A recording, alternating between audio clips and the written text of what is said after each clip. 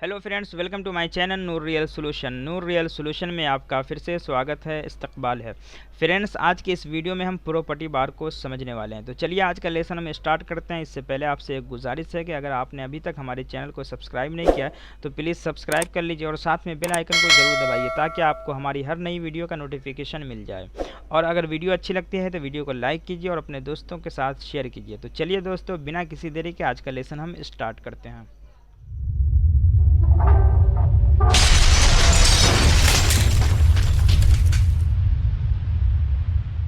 Friends, ये area जो होता है वो प्रॉपर्टी बार कहलाता है और ये प्रॉपर्टी टूल्स के अकॉर्डिंग चेंज होती रहती है। जैसे कि किसी दूसरे टूल के ऊपर जब हम क्लिक करेंगे तो ये चेंज हो रहा है। तो अभी जो हम समझने वाले हैं वो बाय डिफ़ॉल्ट पिक टूल की जो प्रॉपर्टी होती है उसको समझने वाले हैं। उसके बाद दूसरे टूल्स के अकॉर्डिंग जो प्रॉपर्टी होगी उसको हम समझ लेंगे। इसमें जो सबसे पहला ऑप्शन है वो पेज का है। इसमें जितने पेज मार्केट में चलते हैं वो सभी दिए गए हैं। यहाँ से आप कोई भी पेज सेलेक्ट करके उसके ऊपर डिज़ाइनिंग कर सकते हैं। बाय डिफ़ॉल्ट लेटर साइज़ लगा होता है।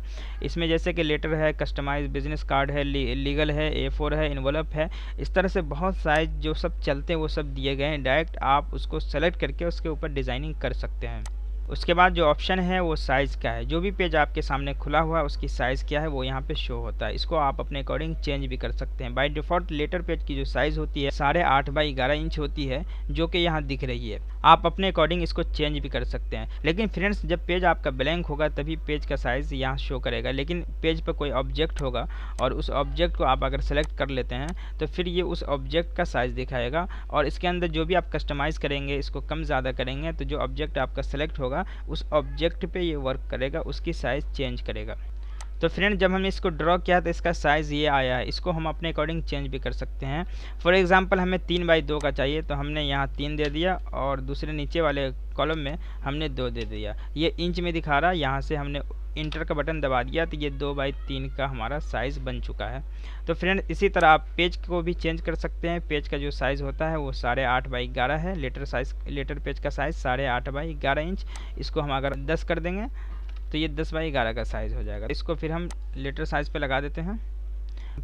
उसके बाद जो ऑप्शन है वो पोजीशन का है कि आपका जो पेज खुला हुआ है वो किस पोजीशन में है, पोर्ट्रेट में है या लैंडस्केप में। इसको आप यहाँ से चेंज भी कर सकते हैं। लैंडस्केप के ऊपर क्लिक कर देंगे तो ये पेज लैंडस्केप में हो जाएगा। पोर्ट्रेट के ऊपर क्लिक करेंगे तो ये पोर्ट्रेट में हो जाएगा। पोर्ट्रेट खड़े में होता है, लैंडस्केप लेटे में होता है। और ये डिज़ाइनिंग के ऊपर डिपेंड करता है कि आप किस तरह की डिज़ाइनिंग करना चाह रहे हैं, पोर्ट्रेट में करना चाह रहे हैं या लैंडस्केप में करना चाह रहे हैं।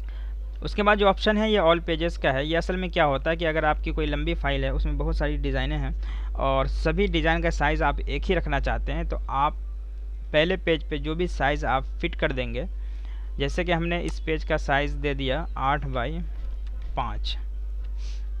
ये हमारा 8 बाई 5 का साइज़ हो गया। अब हमने इसके ऊपर डिज़ाइन कर लिया। फिर दूसरे पेज के ऊपर जब हम डिज़ाइन करेंगे तो नया पेज इंसर्ट करेंगे। तो जो नया पेज हम इंसर्ट करेंगे तो वो सेम इसी साइज़ में वो पेज इंसर्ट होगा। इसके अंदर कोई चेंजिंग नहीं होगी। और जो भी हम पेज का साइज़ चेंज करेंगे बाद में, अगर इस पेज का साइज़ भी हम चेंज करते हैं 8 बाई 5 की जगह 8 बाई 6 कर देते हैं तो ये चेंजिंग सभी पेज के ऊपर होंगे। देखा आपने, जिस पेज पे भी मैं जा रहा हूँ सभी पेज सेम साइज़ का दिख रहा होगा आपको। उसके बाद जो ऑप्शन है ये करंट पेज का। इसमें क्या होता है कि अगर ये इसको आप ऑन कर देते हैं तो आप जो भी चेंजिंग करना चाहेंगे तो जो पेज आपके सामने होगा, करंट होगा, उसी में चेंजिंग होगी और बाकी पेज में कोई भी चेंजिंग नहीं होगी। जैसे कि हमारा पहला पेज इस साइज़ का, दूसरे पेज को हम इसका साइज़ बदलना चाह रहे हैं। 8 बाई 6 की जगह 8 बाई हम 4 कर दे रहे हैं। हमने 8 बाई 4 कर दिया। तो फ्रेंड, देखा आपने, ये 8 बाई 4 तो हो गया, लेकिन जो हमारा पहला और तीसरा पेज है वो जैसे था वैसा ही, उसमें कोई भी चेंजिंग नहीं आई है।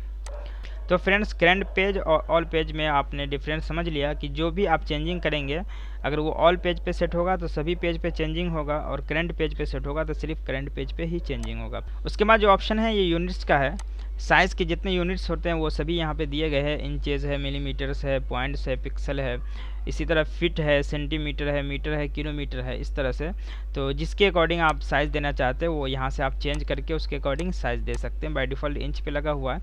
अगर आप इसको मिलीमीटर पे करना चाहें तो मिलीमीटर पे कर सकते हैं, सेंटीमीटर पे करना चाहे तो सेंटीमीटर पे कर सकते हैं और इसी तरह फिट पे करना चाहे तो यहाँ से फिट पर भी कर सकते हैं। जैसे कि हमें कोई बड़ी लंबी डिज़ाइन करनी होती है तो वो फिट में बनती है, तो उसके लिए हम यहाँ से फिट सेलेक्ट कर लेंगे। उसके बाद जो भी साइज़ देंगे वो फिट में हमारा साइज़ लगेगा। जैसे हमें 3 बाई 2 का साइज़ देना है तो हमने एक बॉक्स ड्रॉ कर लिया। उसके बाद यहाँ से 3/2 कर दिया तो ये फिट हुआ, 3/2 फिट।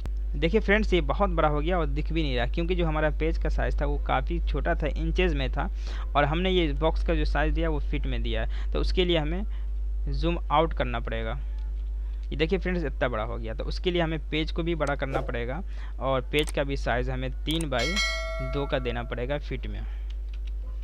अभी देखिए फ्रेंड्स ये इसके बराबर हो गया, और अभी ये सेंटर में नहीं, तो P प्रेस करके हम इसको सेंटर में कर दिए और इसके ऊपर हम डिज़ाइन कर सकते हैं। तो फ्रेंड्स चलिए अब इसको हम प्लेटर पे फिर से लगा देते हैं, और ये हमने जो बॉक्स बनाया था इसको हम यहाँ से डिलीट कर देते हैं। उसके बाद जो ऑप्शन है ये नज डिस्टेंस का है। ये असल में क्या होता है कि जैसे कि हम कोई भी ऑब्जेक्ट ड्रॉ कर ले रहे हैं, उसको कलर दे रहे हैं। अब इसको हम माउस से भी ऊपर नीचे कर सकते हैं, लेफ़्ट राइट इस तरह से माउस से भी कर सकते हैं, और कभी कभी हम कीबोर्ड में एरो बटन होता है उससे भी इसको अप डाउन लेफ़्ट राइट भी करते हैं।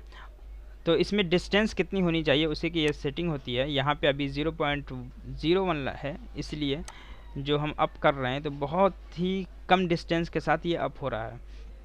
लेकिन फ्रेंड्स इसको अगर आप ज़्यादा करना चाहते हैं तो यहाँ से बढ़ा सकते हैं, जैसे 0.01 है तो इसको हम 0.1 कर दे रहे हैं और फिर करके देख रहे हैं, फिर हम एरो बटन से अप कर रहे हैं तो ये देखिए डिस्टेंस थोड़ा ज़्यादा हो गया। इसी तरह इसको और ज़्यादा हम कर देते हैं, 0.5 कर देते हैं। उसके बाद हम अप दबाते हैं, फ्रेंड्स देखिए ये अप ज़्यादा हो रहा है, ये इसकी सेटिंग होती है। तो यहाँ से आप अपने अकॉर्डिंग इसको चेंज कर सकते हैं। उसके बाद जो ऑप्शन होता है ये डुप्लीकेट का होता है, जिसका शॉर्टकट की Ctrl+D होता है। सेम यही चीज़ होता है, डुप्लीकेट में आप कितना डिस्टेंस रखना चाहते हैं उसकी ये सेटिंग होती है। जैसे हमने एक ड्रॉ किया और इसका हमें डुप्लीकेट करना है तो Ctrl+D से डुप्लीकेट होता है। हमने Ctrl+D प्रेस किया, ये डुप्लीकेट कर दिया। अब ये डुप्लीकेट होने में ये जो स्पेस है, ये डिस्टेंस है, ये डिस्टेंस इसके अकॉर्डिंग आए है 0.25 के अकॉर्डिंग। अगर डिस्टेंस कम करना चाहते हैं या ज़्यादा करना चाहते हैं तो उसके अकॉर्डिंग आपको यहाँ पे चेंज करना पड़ेगा। जैसे हमने 0.5 कर दिया और नीचे वाले में भी 0.5 कर दिया, दोनों में करना पड़ेगा जब ये बराबर में होगा, नहीं तो एक तरफ कम और एक तरफ ज़्यादा हो जाएगा। उसके बाद फिर हम इसको सेलेक्ट करते हैं, फिर Ctrl+D करते हैं। अब ये डिस्टेंस इसमें ज़्यादा हो गया, देखा फ्रेंड्स आपने, पहले जो हुआ था 0.25 के अकॉर्डिंग हुआ था और अब 0.5 के अकॉर्डिंग हुआ है। उसके बाद जो ऑप्शन है इसका यूज़ क्या है कि जैसे आपने कोई भी ऑब्जेक्ट यहाँ से ड्रॉ कर लिया, अब इसको अगर सेलेक्ट करना है तो इसके लाइन के ऊपर आप क्लिक करेंगे तब जाकर ये सिलेक्ट होगा। बीच में कहीं भी क्लिक करेंगे तो ये सिलेक्ट नहीं होगा। अगर ये ब्लैंक होगा तो, अगर इसके अंदर कोई कलर हम फिल कर देते हैं तब फिर कहीं पे भी क्लिक करेंगे तो ये सिलेक्ट हो जाएगा। लेकिन अगर ब्लैंक होगा तो लाइन के ऊपर क्लिक करना पड़ेगा तब जाकर ये सिलेक्ट होगा। बीच में कहीं पे भी क्लिक करने से ये सिलेक्ट नहीं होगा।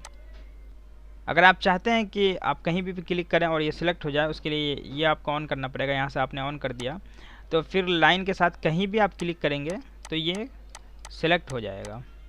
तो फ्रेंड्स ये इसको हम ऑफ़ ही कर देते हैं क्योंकि ये हमें डिस्टर्ब करेगा डिज़ाइनिंग में। अगर आपको ज़रूरत कहीं पे पड़ती है तो इसको आप ऑन भी कर सकते हैं। उसके बाद जो ऑप्शन है ये कस्टमाइज़ का है।